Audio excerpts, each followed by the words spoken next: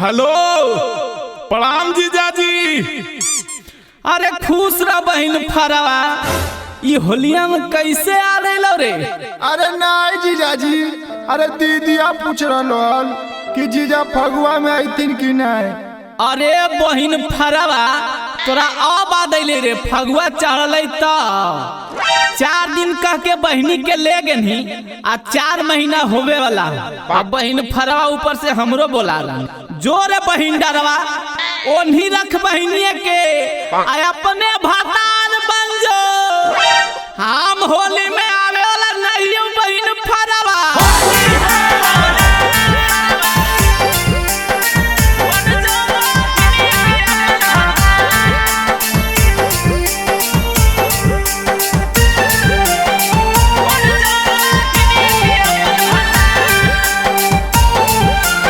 Music by Golden Button.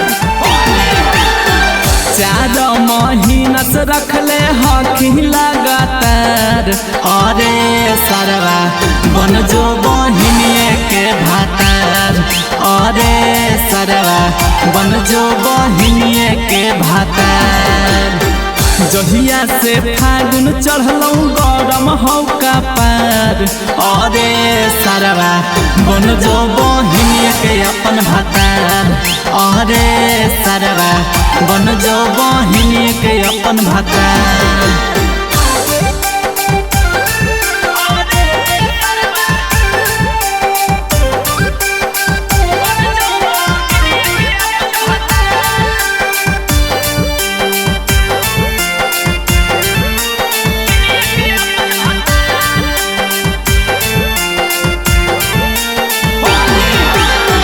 कह के ले गेनी बस रखबै 4 दिन रे।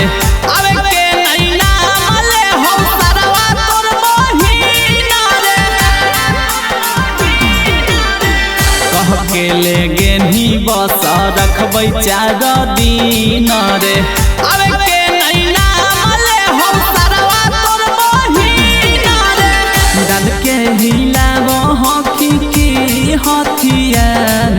अरे सरवा बन जो बहिनिए के अपन भातार। अरे सरवा बन जो बहिनिए के अपन भातार।